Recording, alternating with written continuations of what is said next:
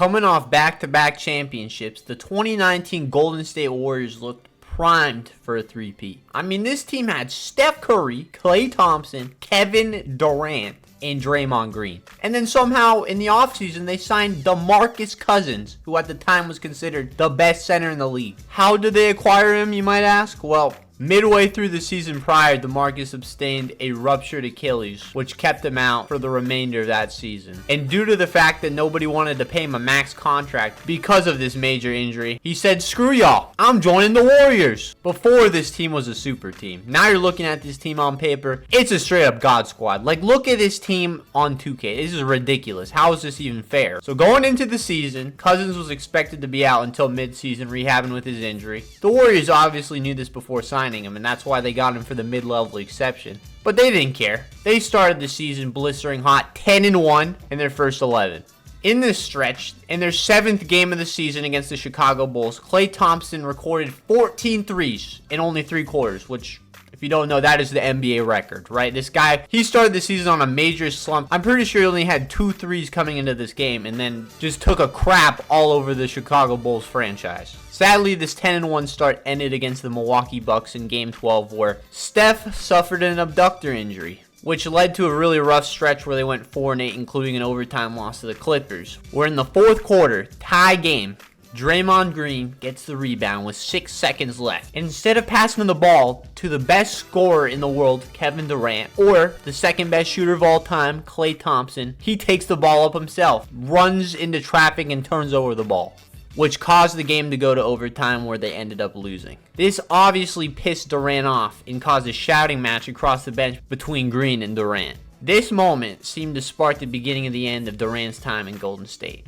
Eventually they got Steph back, and a month after Steph's return, January 18th, in another game against the Clippers, the God Squad was assembled. Cousins made his debut for the Warriors, putting up 14 points on 3 for 4 from 3. Dude looked like the third Splash Brother. Speaking of Splash Brothers, Klay Thompson, 2 games before this, had a career-high 4 dunks, which he was roasted by his teammates for because of his lack of vertical, which is kind of funny.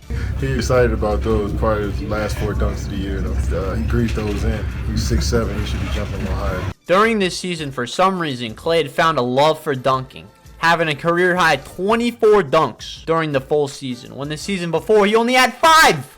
Sadly, this later came back to hurt him. Literally. For the rest of the regular season, the Warriors remained great. Cousins looked a step slower, but they didn't care. He still had a few highlights, including a nasty poster on Kuzma. But the Durant drama continued, with clips of him and Kyrie Irving during All-Star Weekend whispering sweet little nothings to each other.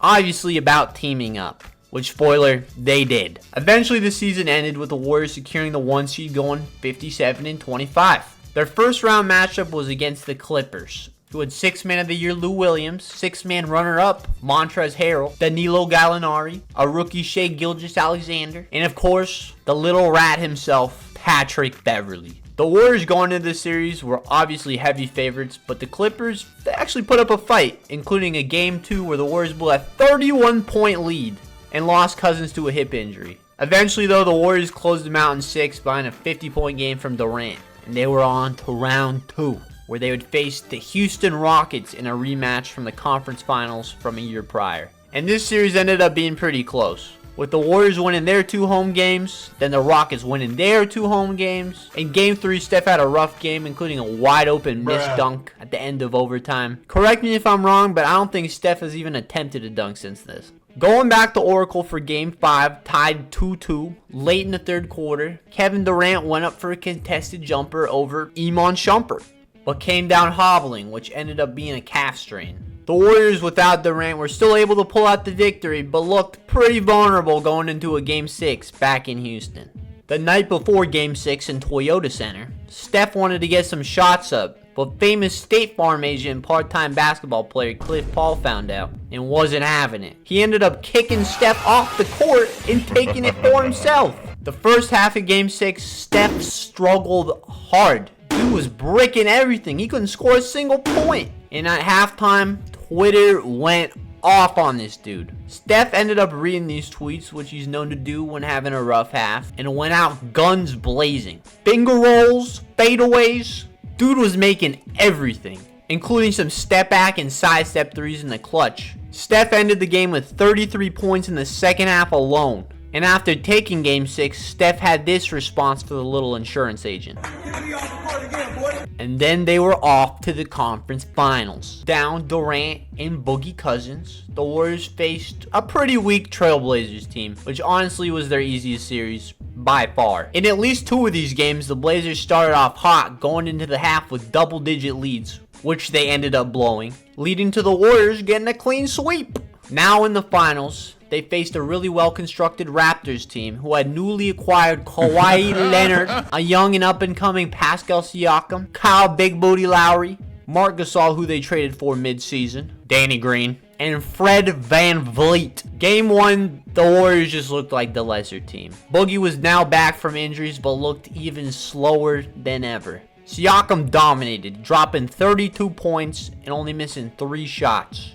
Game 2, they were able to pull out and tie the series, with Iguodala hitting the clutch wide open 3 to seal it, which I'm pretty sure is where the Max Kellerman meme came from. Fate of the universe on the line, or the Martians have the death beam pointed at Earth, you better hit it.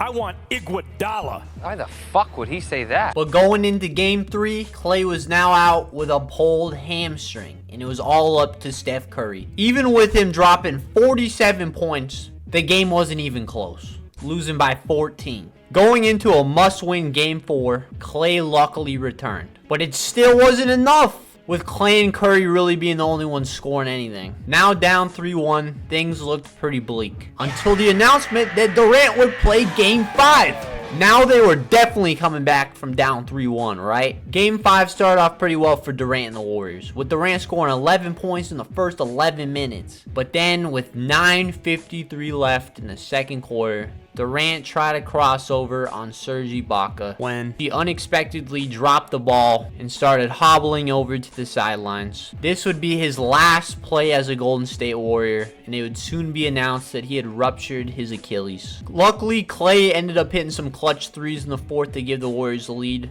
And then big booty Kyle Lowry ended up hitting the side of the backboard on the last shot, giving the Warriors a 1-point victory, sending the series back to Oracle for a Game 6. Game 6 was pretty close throughout. Klay was leading the scoring with 28 points when in the third quarter on a fast break, he got a pass from Curry, went up with a two-handed dunk, and was fouled from behind by Danny Green. He fell to the floor holding his left knee in agony. This ended up being a torn ACL, but Klay Thompson, being the beast that he is, started heading to the locker room, but then was reminded that he was fouled on the play and had the chance to take 2 free throws to get some points on the board. So dude walked back out with the torn Achilles and knocked them both down. Even after this moment, with the fans a little more hyped up seeing Klay do this, we knew that there was little chance that we'd win this series. Even if somehow Steph was able to carry us to a Game 6 victory, it was very unlikely he'd be able to do the same in Game 7. And down 1 with 9.6 seconds left, Iguodala inbounds the ball to Draymond Green, who passes it to Steph for a pretty solid look, and it's off. The ball ends up getting to half court where the Warriors dive on it with only a few seconds left, and Kerr tries to call a timeout, but they have none left, which means technical free throws for the Raptors. The game was over. The Raptors were champions. Hip hip hooray. And at the time, it looked like the Warriors dynasty was over. Without injuries, I truly believe the Warriors would have whooped the Raptors. I mean whooped the Raptors. But that's part of basketball, right? Playing until June every year for 5 straight years takes a toll. Maybe if Klay wasn't so in love with dunking, they could have won. Maybe if their bench was slightly better. I mean, they literally had to sign a guy that was a security guard a year before. Maybe if Draymond didn't turn the ball over all those games back, they could have handled the adversity better. I don't know. But that's sports. There's so many factors that go into winning a championship. Many outside the control of these organizations and players. But that's why we watch. We don't know. It makes it interesting.